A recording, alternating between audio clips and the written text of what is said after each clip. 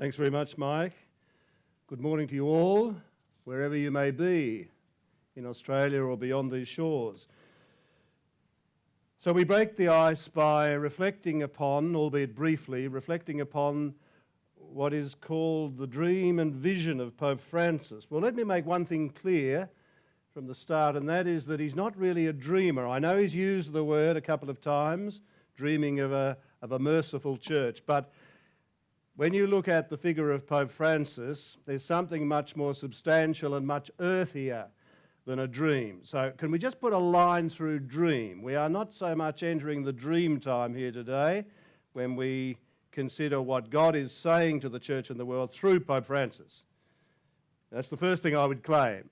It's something that the Spirit of God is saying to the church and to the world through this very surprising figure, the Archbishop of Buenos Aires, who's become the Bishop of Rome.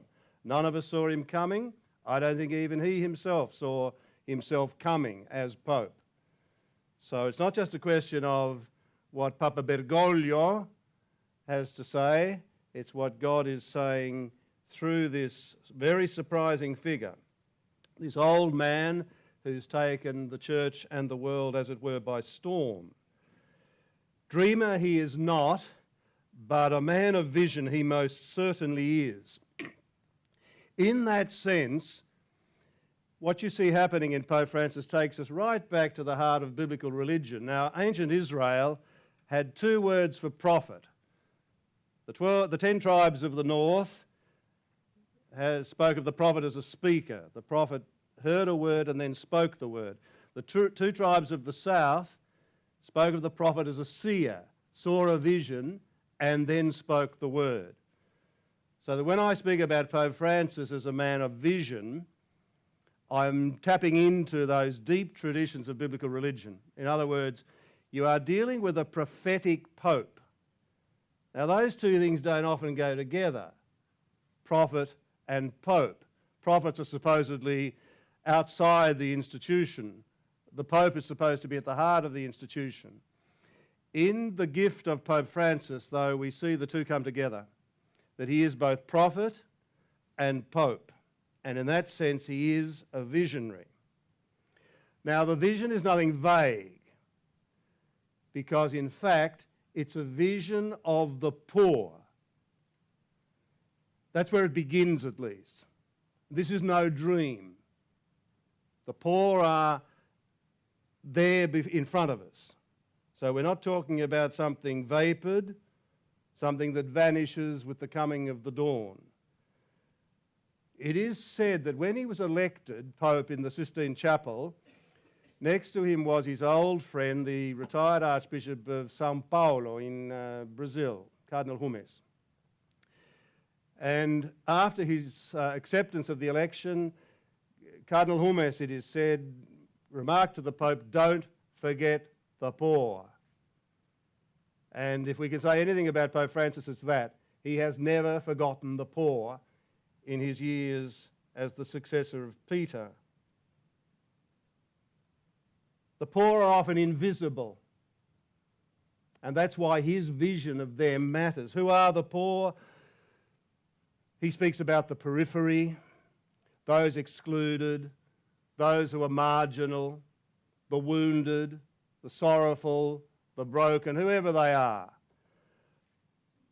Those who are throwaway people, to use one of his words, in a throwaway culture.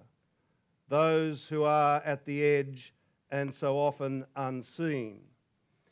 So he looks at them and he sees more. Now that's a key word in understanding what's happening in Pope Francis. There was an old Italian priest years ago in Italy who had a genius for talking to young people. And one day he was talking to a large audience of university students, and they were bombarding him with some fairly challenging questions about the church and about the world and so on. And at one point he said to one of his questioners, "I see what you see, but I see more." And this is true of Pope Francis. He sees what others see, the poor or poverty, but he sees more. It's like the story in the Gospels, the woman caught in adultery. They're all standing around her with a rock in the hand. The only one who hasn't got a rock in his hand is Jesus. And what do they see? The cringing woman. They see she's an adulteress, which is true. She was caught in the act of adultery. They see that. Jesus sees that. Seeing her, they say she is no more than her sin, and therefore they're going to stone her to death. Impeccable logic to the execution.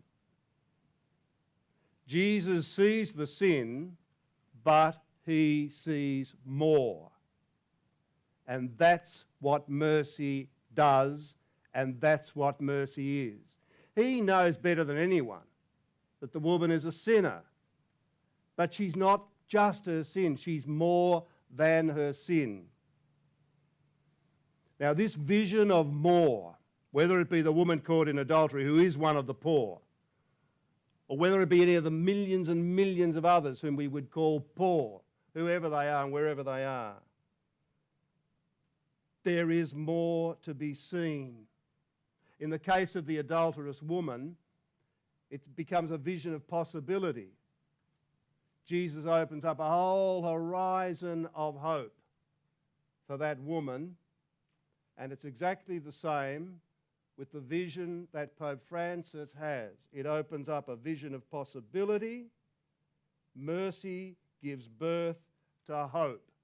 And that's one of the reasons why Pope Francis, at the heart of the church and the heart of the world, is such a deeply refreshing figure. It was a word that came to me when he was elected. There's something deeply refreshing about the man and his witness. But in the end, it's not just the refreshment of style, it's the refreshment that comes uniquely from the horizons of hope that are opened by the mercy of God. But it's important to see that the vision becomes action. And this is where there is something much more substantial and down to earth than a dream. So vision gives birth to action. In other words, mercy is not a noun, mercy is a verb, a doing word. You've got to do mercy. It's not just a thought or a sentiment. It might include both of those, but in the end, it is an action. And according to Pope Francis, the action doesn't involve rocket science. It has to be very, very simple, very concrete, and in touch with real human need, meeting people where they are.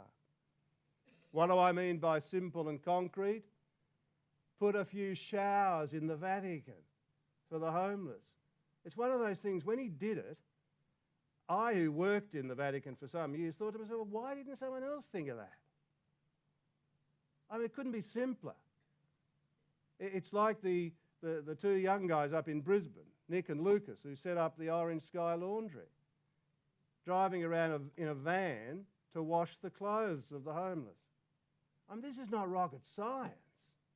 Why didn't someone else think of it? Or get a hairdresser, a barber, into the Vatican to cut the hair of the poor people. Why didn't they think of that? Or another one that I particularly like, give them tickets to the circus. Or open up the Vatican museums and say, you'll come. You don't have to pay. Whoever you are, whatever you haven't got, come and have a look at this stuff.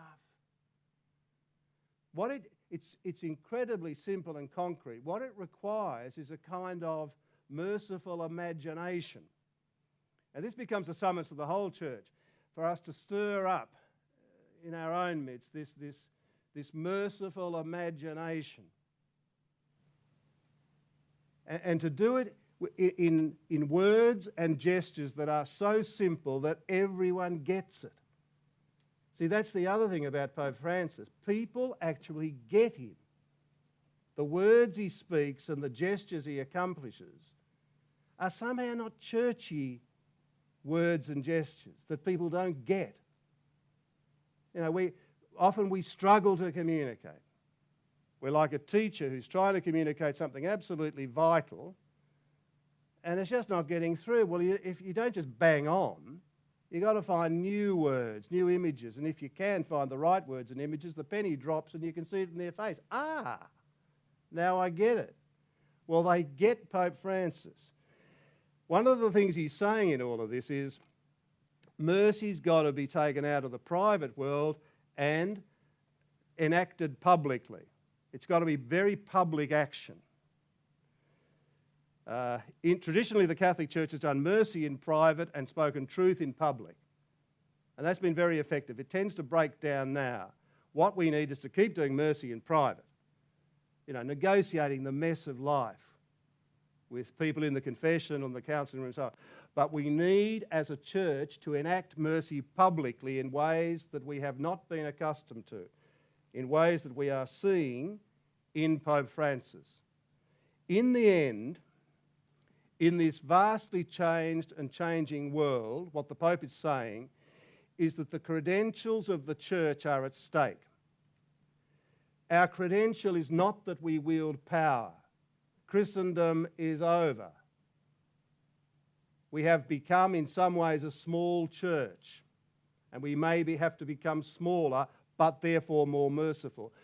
Our credential is not that we wield power or that we win arguments. What the Pope is saying and what the Spirit is saying through Pope Francis is that in the end, given where we have come to and are going to as the church in the world, our real credential is mercy. So, a way of being in the world? Yes, but being has a very particular grammar. In other words, it demands that we see and see more, and in seeing more, that we are enabled to act, put vision and action together, and you have a way of being in the world which is not just the way of Pope Francis, it happens to be the way of God, revealed in the past and revealed even now in the figure of Jesus Christ, crucified and risen. A way of being in the world, which is a way of seeing and a way of acting. Thank you.